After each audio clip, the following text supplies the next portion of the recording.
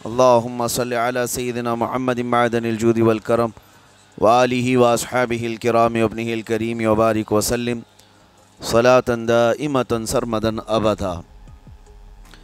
اللہ عز و جل قرآن پاک میں ارشاد فرماتا ہے، لوگوں کے حساب کا وقت قریب آ گیا لیکن لوگ غفلت میں ہیں۔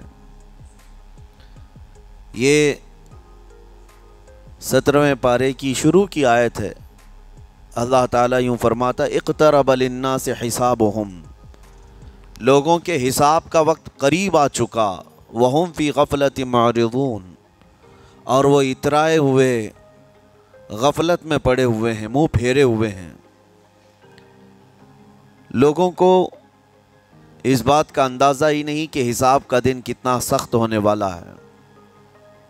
میرے عزیزو، جب نبی پاک صلی اللہ تعالیٰ علیہ وسلم نے یہ ارشاد فرمایا کہ میں اور قیامت ایسے ہیں جیسے 2 انگلیاں قریب ہیں، 1400 سال پہلے رسول پاک صلی اللہ علیہ وسلم نے یہ فرمایا تھا کہ قیامت اتنی قریب ہے جتنا 2 انگلیاں قریب ہیں۔ اور اب کے زمانے میں تو قیامت کے سلسلے میں جو حضور پاک صلی اللہ تعالیٰ علیہ وسلم نے نشانیاں بتائی تھی وہ تقریباً پوری ہو گئیں، بڑی نشانیوں کو چھوڑ کر۔ اور یہ بھی حدیث پاک میں ہے کہ اگلا زمانہ اتنی تیز گزرے گا کہ تمہیں اس کا اندازہ ہی نہیں ہوگا، زمانوں پر زمانے آتے چلے جائیں گے۔ یہ جو آخری وقت کی نشانیاں ہیں،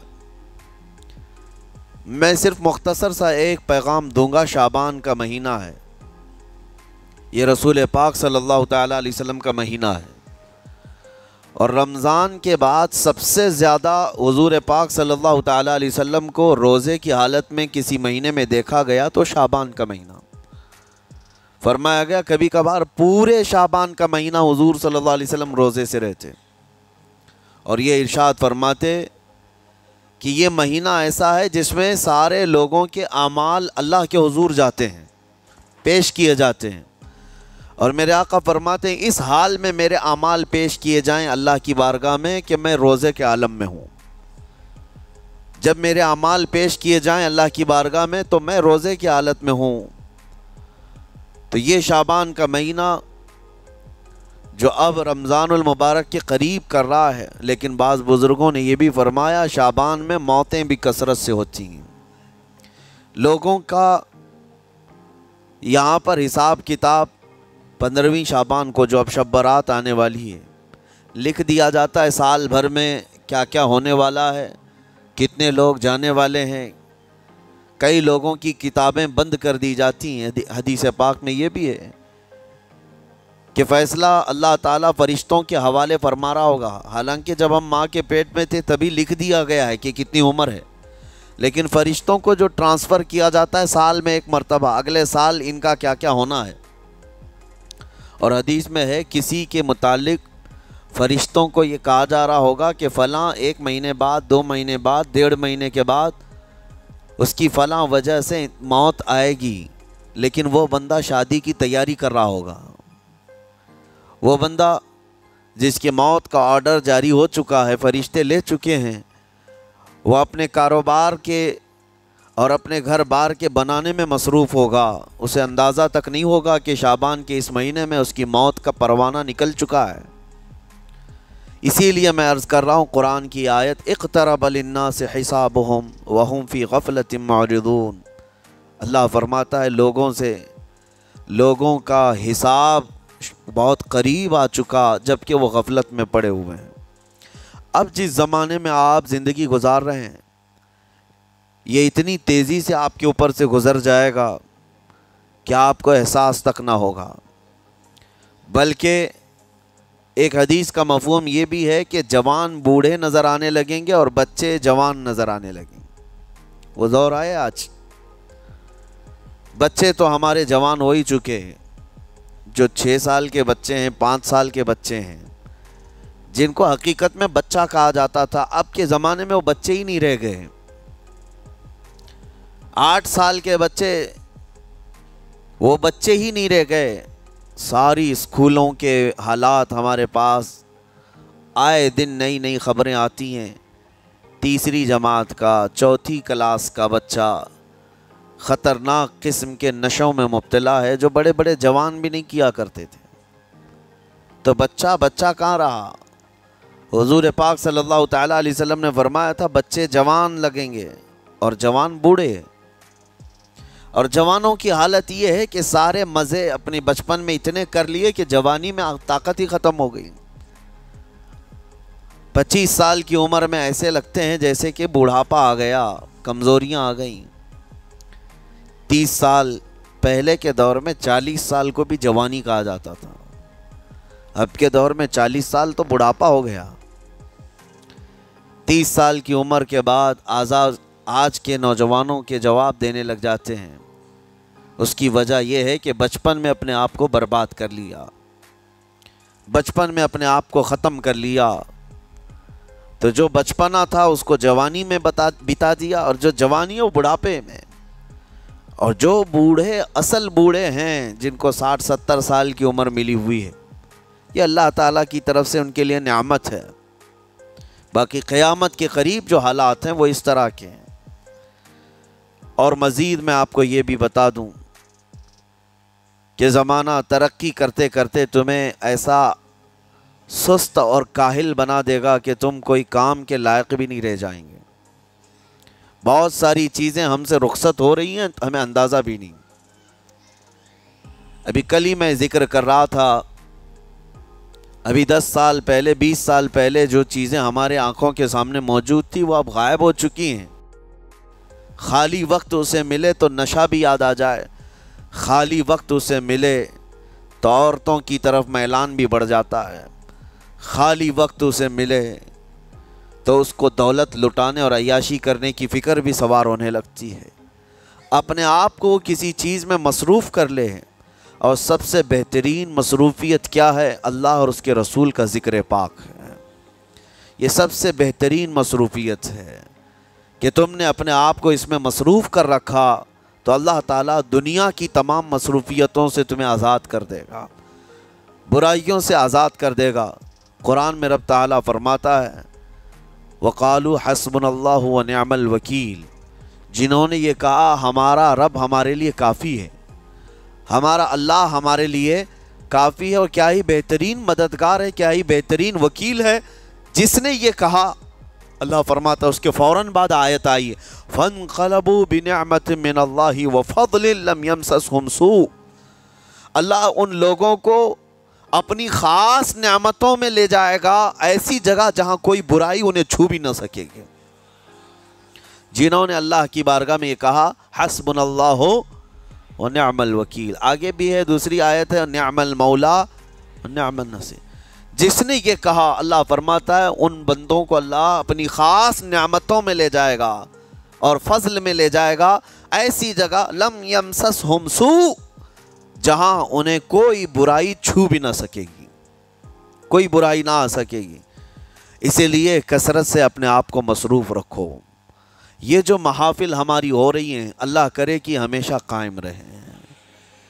ہم ہفتے میں 1 مرتبہ ذکر کی مجلس میں آتے ہیں اپنے دل کو اللہ تعالیٰ کی یاد سے معمور کرنے کے لیے۔ ویسے کھانا تو دن میں 3 مرتبہ اور کوئی تو 5 مرتبہ کھاتے ہیں۔ اپنے جسم کا بھرپور خیال رکھا جاتا ہے، ہماری روح کے خیال کے لیے ان مجلسوں میں آنا ضروری ہے۔ یہ مجلسوں کی پابندیاں، اور اگر آپ اس کو ہی یہ سمجھ کر نہ چلیں کہ ہم نے ایک بار ہفتے میں ذکر کر لیا تو اب کافی ہے۔ ہماری گاڑی بھی جو ہے پیٹرول بار بار مانگتی ہے، اس کو جس طرح سے چلاتے ہیں اس طرح سے اس کی خواہش بھی ہے۔ روزانہ گاڑی کو اگر کہیں کھڑی کر رکھیں تو زیادہ پیٹرول نہیں لگے گا، لیکن چلتی رہے تو بار بار پیٹرول کی ضرورت ہے۔ ہم میں سے ابھی کوئی ایسا نہیں ہے جو بستر پر پڑا ہوا ہے، ہر کوئی چل رہا ہے، پھر رہا ہے، دنیا میں مصروف ہے۔ تم اپنے کھانے پانے بھی کر رہے ہو، لوگوں سے ملاقات بھی کر رہے ہو، اس کا مطلب ہے تمہاری گاڑی چل رہی ہے اور اس کو پیٹرول بار بار چاہیے۔ اور یہی جو ایندھن ہے، یہ پیٹرول ہے، اس کا کام یہ اللہ تعالیٰ کا ذکر کرتا ہے۔ تمہارے جسم کو بیلنس رکھنے کے لیے، تمہاری فکروں کو بیلنس رکھنے کے لیے، تمہارے دماغ کو صحیح سلامت ایک نہج پر رکھنے کے لیے یہ ذکر کی محافل قوت دیتی ہیں۔ اگر اس ہفتے میں آپ نے ذکر کیا نہیں ہوا تو آپ اپنے ہی گھر پر سونے سے قبل بستر پر بیٹھ کر کیوں اللہ کا ذکر نہیں کر لیتے؟ 5 منٹ 10 منٹ اس مولا کو پکار کر کے سونے میں کیا حرج ہے؟ لوگ موبائل دیکھتے، گانے سنتے، فلمیں دیکھتے ہوئے سو جاتے ہیں، لیکن اللہ رب العزت کو یاد کر کے سونے والا، میرے عزیزو، قرآن میں مولا فرماتا ہے فَاذْكُرُونِي أَذْكُرْكُمْ، اس کا وعدہ ہے تم مجھے یاد کرو میں تمہیں یاد کروں گا۔ اور اس کی تفسیر میں اللہ تعالیٰ کے اس قول میں، اس فرمان کی تفسیر میں بزرگوں نے فرمایا اللہ کیسے یاد کرتا ہے بندے کو؟ اللہ بندے کو کیسے یاد کرتا ہے؟ جب تم اس کی یاد میں مصروف رہے، اپنے آپ کو بزی کر رکھا، اللہ تمہیں کیسی جگہ یاد کرتا ہے؟ فرماتے ہیں مفسرین کہ بندہ تو لوگوں میں اللہ کو یاد کیا، اور اللہ بندے کو فرشتوں میں یاد کرتا ہے۔ فرشتوں کے درمیان تمہارا ذکر ہونے لگتا ہے کہ فلاں کا بیٹا فلاں آج میرا ذکر کر رہا تھا۔ آج محفل ذکر سے جتنے نکلیں گے اللہ کریم ہمارا ذکر فرشتوں میں ضرور فرمائے گا، فرشتوں میں ضرور ذکر ہوگا کہ فلاں بندہ آج ذکر میں مشغول تھا۔ اور پھر یہ بھی فرمایا بزرگوں نے، مفسرین نے، کہ اللہ تعالیٰ وہاں یاد کرتا ہے جہاں فرشتے ہوں، فرشتوں کی محفل میں تمہارا ذکر۔ اور اس کے علاوہ یہ بھی فرمایا گیا کہ تم دنیا میں زندگی میں اسے یاد کرتے تھے، اور وہ تمہیں مرنے کے بعد قبر میں یاد کرے گا۔ جب دنیا تمہیں چھوڑ دیتی ہے تب اللہ تعالیٰ تمہیں یاد فرماتا ہے۔ فَاذْكُرُونِي أَذْكُرْكُمْ کا مطلب یہ ہے وہ تمہیں یاد فرمائے گا، لیکن اس کے لیے کثرت سے تم اللہ کو یاد کرو، اللہ کو یاد کرو۔ تو بہرحال میرے عزیزو، قیامت کی نشانیاں جو ہم نے آج مختصر آپ کے سامنے رکھی، وہ بہت تیزی سے تمہارے سروں پر آ رہی ہیں، اور تمہارے ہاتھوں سے بہت سارے کام اب چھن جائیں گے۔ ابھی آپ ترقیات میں خوشی سے بات کرتے ہوئے بیٹھتے ہیں نا، ڈسکس کرتے رہتے ہیں کہ سنا ہے ایسی کار آ رہی ہے کہ وہ اب بغیر ڈرائیور کے چلے گی، روبوٹ سے چلے گی۔ اس کو تو ہم خوشیوں میں ڈسکس کرتے ہیں کہ اچھا ایسا ہونے والا ہے۔ پہلے ایسا تھا کہ موبائل آپ بٹن کے دباتے تھے، کسی نے اگر خبر کر دیا کہ نہیں بعد میں صرف ٹچ کرنے سے آتا ہے تو آپ کہتے اچھا ایسا بھی آنے والا ہے۔ لیکن اب کوئی کہے تو آپ کو کوئی تعجب نہیں، ٹچ اسکرین، کوئی تعجب کی بات نہیں، بنا ڈرائیور کے گاڑیاں آ جائیں گی۔ اس طرح ہوتے ہوتے نظام زندگی اس قدر بدل جائے گا، اس قدر بدل جائے گا۔ آج میری یہ بات نوٹ کر کے رکھ لیں، زندگی باقی رہی تو 10 سال بعد انشاءاللہ ہم ملاقات کریں گے، اگر اللہ نے زندگی باقی رکھی، اور اس کے بعد پھر ہماری یہ باتیں میچ کر کے دیکھیں کہ کیا کیا ہوا ہے اور کیا کیا دنیا بدل چکی۔ اسی لیے میں کوئی بھوشمانی نہیں کر رہا ہوں، اور نہ ہی کوئی جوتش بابا ہوں، طوطا لے کر جو بیٹھتا ہے، یا تمہارے ہاتھوں کی لکیریں دیکھ کر کے کوئی فیوچر بولنے والا نہیں۔ مصطفیٰ کریم صلی اللہ تعالیٰ علیہ وسلم کی احادیث سے جو قیامت کے قریب ہونے والے، رونما ہونے والے واقعات ہیں، میں ترجمانی کر رہا ہوں حضور کی حدیثوں کی، اس لیے کہ ہمیں پتہ ہے دنیا کے سارے سائنسدان جھوٹ بول سکتے ہیں، مدینے والے کی بات جھوٹ نہیں۔ میرے آقا صلی اللہ تعالیٰ علیہ وسلم کا فرمان جھوٹا نہیں ہو سکتا۔ اس لیے اگلا دور جو آ رہا ہے وہ بڑا سخت ترین ہے۔ اب آپ دیکھیں، محنت سے عاجز، ہر چیز سے محنت سے تمہیں نکال لینا ہے۔ میں نے تو لکھنے پڑھنے کی ایک مثال دی کہ تمہارے ہاتھوں سے قلم چلا جائے گا، تمہارے پاس سے کتابیں جو پرنٹ ہوتی تھی یہ بھی چلی جائیں گی، بس تم موبائل میں آڈیو کتابیں سنتے رہو۔ اور دور تو ایسا ہوگا کہ کچھ لکھنا بھی ہے، وہ بھی ابھی آ ہی چکا ہے، وائس کمانڈ جو ہوتا ہے اس کو بولو وہ لکھ کر کے دے دے گا۔ تم اس میں موبائل میں جو بولو گے وہ ٹائپ بھی ہو جائے گا۔ تو جب آپ کے بولنے سے سب لکھ بھی جاتا ہے تو قلم اٹھانے کی ضرورت کیا ہے؟ قلم چھوٹ گیا تمہارے ہاتھ سے، یہ سب چیزیں چھوٹ جائیں گی۔ آگے اب دور کے متعلق پیشین گوئیاں بعض سائنسدانوں نے یہ بھی کی ہیں کہ بچے پیدا کرنے کے لیے شادی ہونا بھی ضروری نہیں. یہ دنیا کا پلان ہے. یہ میں فطرت خداوندی کو نہیں بتا رہا، اللہ کے قانون کے خلاف ہے، لیکن دنیا یہ بھی چاہتی ہے کہ شادی کی بھی ضرورت نہیں، بچے ہم لیب میں پیدا کریں گے. لیبارٹری کے اندر ماں کی جیسے رحم دانی ہوتی ہے، بچہ دانی، آرٹیفیشیل اس کو تیار کر کے اس کے اندر کسی مرد کے نطفے کو رکھ کر اس کو وہیں پروان دیا جائے گا.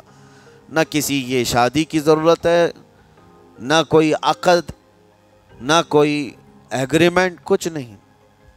جس کو بچہ چاہیے وہ لیب سے خرید لے. ہر طرح کی چیزوں سے تمہیں عاری کر دیا جائے. ابھی تو بہت سارے لوگ سوال بھی کرتے ہیں ہم سے ٹیسٹ ٹیوب بیبی کے متعلق. جس کو بچے نہیں ہو رہے ہیں، کیا وہ اس طرح سے ٹیسٹ ٹیوب بیبی سے، جو آج ایک طریقہ کار ہے، بچے پیدا کر سکتے ہیں یا نہیں؟ اس کے کئی طریقے ہیں سائنس میں، کہ اسی مرد کا نطفہ اسی کی عورت میں رکھ کر کے اس کو پروان دیا جائے، اور بعض دوسرے طریقے کہ کسی دوسرے کا لا کر اس کی عورت میں رکھ دیا جائے. یہ تو سراسر حرام ہے، زنا ہے. لیکن ائمہ اکرام، فقہاء اکرام نے حلال رشتے کے اندر ہی مرد اور عورت جو شادی شدہ ہیں ان کو بھی اس طریقے سے بچہ حاصل کرنے کی اجازت نہیں تھی. وہ ناجائز ہے، ناجائز ہے. بچے دینا یہ اللہ کی شان ہے. حضرت ابو ہریرہ رضی اللہ تعالیٰ عنہ حضور صلی اللہ علیہ وسلم کی بارگاہ میں حاضر ہوئے، عرض کرتے ہیں عرب والے لوگ عزل کرتے ہیں یا رسول اللہ، یعنی بچے نہ ہونا نہیں چاہیے کسی کو، تو پریکاشن لیتے تھے وہ لوگ. اس کا طریقہ کار ان کا الگ تھا عربوں کا. وہ انزال نہیں کرتے، اس سے پہلے جدا ہوتے. حضرت ابو ہریرہ رضی اللہ تعالیٰ عنہ نے حضور کی بارگاہ میں پوچھا کہ ایسا کیا کرنا کیسا ہے؟ نبی پاک صلی اللہ تعالیٰ علیہ وسلم نے ارشاد فرمایا اگر رب تبارک و تعالیٰ چاہے تو بھی بچے عطا کرے گا. کوئی عزل کر لے، الگ ہو جائے، اگر مولا کو دینا ہو تو اس حال میں بھی اللہ تعالیٰ بچے عطا کرے گا. جو مولا بغیر باپ کے عیسیٰ پیدا فرماتا ہو. تو بہرحال میں بات الگ نہ چلی جائے، اسی لیے عرض کر رہا ہوں کہ اگلے دور میں سارے کام کاج تمہارے ہاتھوں سے نکل جائیں گے، عاری کر دیا جائے گا اور تمہیں سست اور کاہل بنا دیا جائے گا. اور جب بندے کے پاس کوئی کام ہی باقی نہ رہے تو اس کا دماغ شیطانی بن جائے گا، اور شیطان اس کو ہانکتا رہے گا صبح سے شام تک، شام سے صبح تک. اور میں آپ کو بتا دوں دنیا یہ چاہتی ہے کہ رات کو دن بنا دے، یعنی کوئی رات کا تصور ہی نہ رہے، نہ اندھیرا ہے نہ ہی کوئی اس طرح کی تاریکی، بلکہ پورا ٹوٹل 24 آورز ایسا ہی اجالا دکھنا چاہیے. تمہاری نیندیں ختم ہوں، کسی کے لیے بھی اندھیرا ہو گیا چلو سوئیں. یہ اللہ کے جتنے نظام ہیں اس سے یہ دنیا چھیڑ چھاڑ کرنے کی کوشش کر رہی ہے. یہ جو خفیہ طاقتیں ہیں دنیا کو جو چلا رہی ہیں، وہ فری میسن ہوں اور سیکریٹ تنظیمیں جو آج دنیا میں کام کر رہی ہیں، وہ قانون خداوندی سے چھیڑ چھاڑ کرنا ان کی فطرت عادت ہے. ہر چیز جو اللہ تعالیٰ کی بنائی ہوئی، پہاڑوں کو اپنی جگہ سے ہٹا دینا. عرب میں آج پتہ ہے آپ کو، سعودی میں سب سے زیادہ پہاڑ کاٹے جا رہے ہیں. پہاڑ اتنے کاٹتے ہیں وہ لوگ، پورے کے پورے پہاڑوں کو انہوں نے زمین سے الگ کر دیا، اور وہاں پہاڑ کا وجود ہی نہیں. مکہ میں جا کر آپ دیکھ لیں، مدینے میں جا کر دیکھ لیں، 4 سال 5 سال کنٹینیو کئی مشینیں لگا کر کے پورے پہاڑ کو صاف کر دیا، پتھر کے پہاڑ. اصل میں یہ نظام قدرت ہے، پہاڑ یوں ہی نہیں بنائے اللہ نے زمین پر. والجبال اوتادا، یہ میخ بنا کر کے اس میں گاڑ دیے گئے تاکہ زمین ہلنے نہ پائے. زمین پانی پر ہے، اور جب پہاڑوں سے چھیڑ چھاڑ کیا جائے گا زمینوں میں زلزلے آئیں گے، ادھر سے ادھر زمین ہل جائے گی. اور تو اور انہوں نے اپنی ٹیکنالوجی کو بڑھاتے بڑھاتے قانون خداوندی میں چھیڑ چھاڑ کے لیے کیا نہیں کیا، انہوں نے جعلی اور آرٹیفیشل ارتھ کویک لانے کی کوششیں کی، مصنوعی زلزلے، مصنوعی بارش ہوتی نہیں، لیکن پورے کلاؤڈ کو جمع کر کے، بادلوں کو جمع کر کے ایک جگہ، اور پھر اس کو کیمیکل کے ذریعے سے پانی برسا دیا جائے۔ لوگوں کو لگتا ہے کہ ابر چھا گیا اور پانی آنے لگ گیا، یعنی بارش بھی مصنوعی برسائی جائے، ہوائیں بھی مصنوعی چلائی جائیں، پہاڑ بھی کاٹ دیے جائیں، جعلی زلزلے لائے جائیں، سونامی کو بھی لانے کی ترکیبیں ان لوگوں نے سوچی کہ زیر زمین جو لاوا ہوتا ہے اس کے اندر دھماکہ کر دیا جائے تاکہ پانی کی موجیں بے قابو ہو کر بہت زیادہ لہریں اٹھ جائیں اور دنیا میں تباہی مچائیں۔ بیماریاں اللہ کی طرف سے آتی ہیں، لیکن بیماریاں یہ لیب میں بنانے کی کوشش کرتے ہیں کہ وائرس بنائے جائے اور لوگوں کے درمیان چھوڑ دیے جائیں، جس کو آج دنیا کی بڑی طاقتیں بایو ویپن کا کہتی ہیں، یعنی ہتھیار صرف گولہ بارود بندوق اور میزائل ہی نہیں ہیں، ہتھیار یہ وائرس بھی ہیں، کیمیکل بھی ہے، دوائیوں کی شکل میں۔ یہ برسوں سے یہ تنظیمیں اس بات پر کام کر رہی ہیں، حتیٰ کہ یہ نظام قدرت کو، نظام خداوندی کو پورے اکثر بدلنے کے لیے انہوں نے مردوں کو عورت بنانا، عورتوں کو مرد بنانے کی بھی مہم چھیڑ رکھی ہے۔ ٹرانسجینڈر، ان سب کو خاص قانونی حق دیا جائے گا، اور مرضی سے آدمی اپنے جینڈر کو، اپنی جنس کو چینج کروا لے۔ یہ قانون خداوندی میں چھیڑ چھاڑ ہے نہیں، اور انسان کو جس کام کے لیے پیدا کیا گیا تھا اس کام سے اس کو عاری کر دیا جائے، کاہل بنا دیا جائے۔ اسی لیے دیکھیں، وہ رحمان مولا چاہے تو تمہیں گھر میں بٹھا کر خوب رزق دے، وہ غفار ہے جو چونٹیوں کو اپنے سوراخ میں رزق دیتا ہے، مچھلیوں کو پانی کے اندر رزق دیتا ہے، وہ اشرف المخلوقات کو کیوں نہیں کھلائے گا؟ لیکن اس کا حکم یہ ہے، اذا قضیت الصلاۃ فانتشروا فی الارض، جب نماز پڑھ لو تو زمین میں پھیل جاؤ اور اللہ کا رزق ڈھونڈو۔ یہ نہیں کہ گھر میں بیٹھ کر کے تم پکارتے رہو رزق آ جا، رزق آ جا، رزق آ جا، یہ نہیں ہے۔ تمہیں کیوں؟ تم کاہل اور سست نہ بنو، تمہیں فرمائے گا ہاتھ پیر چلاؤ۔ نبی پاک صلی اللہ تعالیٰ علیہ وسلم نے ارشاد فرمایا، دنیا کا سب سے بہترین رزق وہ ہے جو اپنے ہاتھوں کی کمائی، محنت سے۔ اور حضور فرماتے ہیں اللہ کے نبی داؤد علیہ السلام لوہے کا کام کرتے اور خود اپنے ہاتھوں سے لوہے کو تپا کر کے نقش بناتے، اور لوہے کی زرہ جو جنگوں میں پہنی جاتی یہ بنا کر کے بیچتے تھے، اور اس کی آمدنی سے حضرت داؤد علیہ السلام اپنا گھر چلاتے تھے۔ حضرت ادریس علیہ السلام کپڑے سلتے تھے، درزی کا کام کرتے اور اپنا گھر چلاتے۔ حضرت ابراہیم علیہ السلام گھر بنانے کا کام کرتے رہے۔ اسی لیے نبی پاک صلی اللہ تعالیٰ علیہ وسلم نے فرمایا اللہ کے سارے نبی اپنے ہاتھوں کی کمائی کھایا کرتے تھے، کوئی گھر بیٹھ کر کے نہیں۔ جو لوگوں کو آج یہ شوق ہے کہ بس کسی کو جائیداد میں کچھ پراپرٹی ملی تو کرائے پر چڑھا دو اور کرایہ کھاتے رہو، کیوں محنت کرنا ہے؟ کوئی کام کیوں کرنا ہے؟ میں یہ نہیں کہتا کہ کرایہ مت کھاؤ، کھاؤ کرایہ، لیکن اپنے جسم کو ایسا کاہل اور سست بناؤ گے تو یہ شیطان کی آماجگاہ بن جائے گا دماغ، اور اتنے گناہ کرنے لگ جاؤ گے کہ تمہارے کنٹرول میں نہیں رہے گا۔ تم اس کو جتنا خالی اور سست چھوڑو گے، یا آلریڈی جو سائنسدانوں نے چوہوں پر ایکسپیریمنٹ کر کے جو دیکھا، اکثر ایسا ہوتا ہے کہ چوہوں پر جو تجربہ کیا جاتا ہے انسان کے فطرت سے بہت زیادہ میل کھاتا ہے چوہوں کی طبیعت۔ اسی لیے آپریشن تھیٹر میں بھی سکھانے کے لیے چوہے اور مینڈک کا استعمال ہوتا ہے۔ دوائیاں بھی جو سب سے پہلے بنتی ہیں وہ چوہوں کو کھلا کر دیکھی جاتی ہیں۔ انسان کی طبیعت زیادہ اس سے میل کھاتی ہے، تو جو چوہوں کو ساری سہولیات دے دی گئی تھی تو وہ آپس میں شہوت میں مبتلا ہو گئے اور ایک دوسرے کا قتل کرنے لگے۔ یہی حال انسانوں کا بھی ہوگا جب ان کو ساری سہولیات ایک جگہ مل جائیں گی تو یہ ایک دوسرے کا قتل شروع کر دیں گے، یہ کثرت سے گناہ کرنے لگیں گے اور ایک دوسرے کا قتل کریں گے۔ اسی لیے آپ کو میں جو بات کہہ رہا تھا وہ ادھوری رہ گئی۔ وہ رب تبارک و تعالیٰ چاہے تو گھر بیٹھا کر تمہیں کھلائے، لیکن آپ مجھے یہ بتاؤ، یہ جو مسجد میں بلاتا ہے تمہیں رب تعالیٰ 5 وقت، فجر میں، ظہر میں، عصر میں، مغرب میں، عشاء میں، اور ہر ایک میں تمہیں اپنی پیشانی زمین پر رکھنی ہے، ہاں ایک مخصوص طریقہ ہے، کیوں؟ اللہ کریم کیا تمہارے ان اعمال کا محتاج ہے؟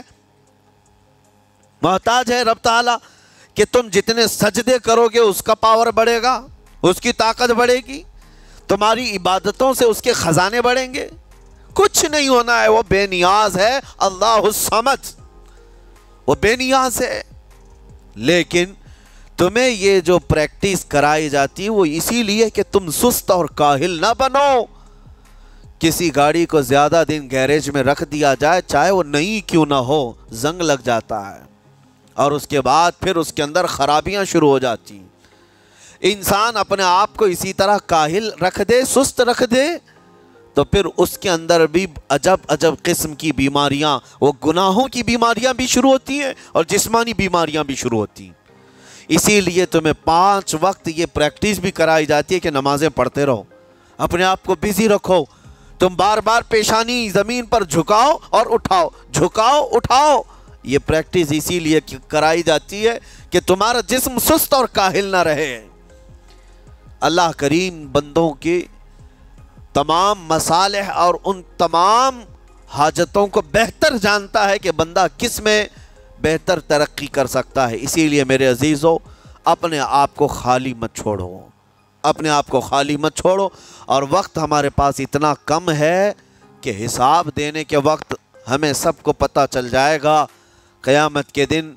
یہ بھی روایت میں ملتا ہے کہ بندہ یہ یاد کرے گا کہ میرے پاس اتنا وقت تھا، کاش میں کچھ نہ کرتا، تسبیح لے کر بیٹھا ہوتا، کاش میں کچھ نہ کرتا، دعائیں ہی کر رہا ہوتا، تو اللہ تبارک و تعالیٰ اس کا بدلہ مجھے قیامت میں عطا کرتا۔ لیکن جنہوں نے اپنے اوقات کو یہاں پر خالی گنوا دیے، فضول میں برباد کیے، وہ بہت پچھتاوے میں ہوں گے، بہت پچھتاوے میں ہوں گے۔ جتنا وقت اپنے پاس باقی ہے اس کو مصروف کر دو، اس کو مصروف کر دو۔ اللہ کریم ہم سب کو گزرے ہوئے تمام برائیوں کے کفارہ ادا کرنے کی توفیق عطا فرمائے۔ رب تبارک و تعالی ہمیں سستی اور کاہلی سے محفوظ فرمائے۔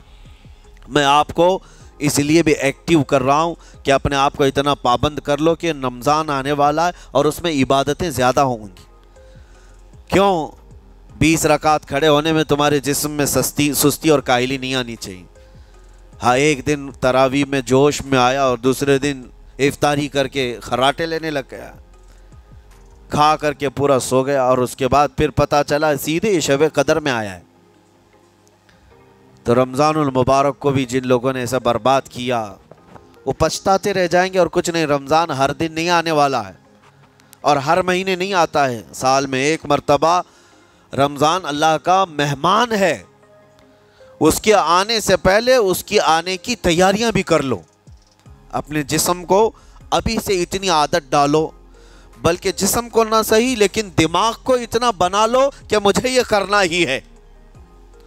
یہ رمضان آئے گا تو میں ختم قرآن ضرور کروں گا، یہ رمضان آئے گا تو تراویح کی 1 رکعت بھی میری مس نہیں ہوگی، یہ رمضان آئے گا تو پورا قرآن میں تراویح میں ضرور سنوں گا، یہ رمضان آئے گا پورے رمضان میں ہر دن میں نبی پاک صلی اللہ علیہ وسلم پر 100 بار درود ضرور پڑھوں گا۔ یہ عہد ہوتے ہیں، یہ رمضان کی تیاریوں کے طریقے ہوتے ہیں۔ قرآن پاک پورا ختم کریں گے انشاءاللہ۔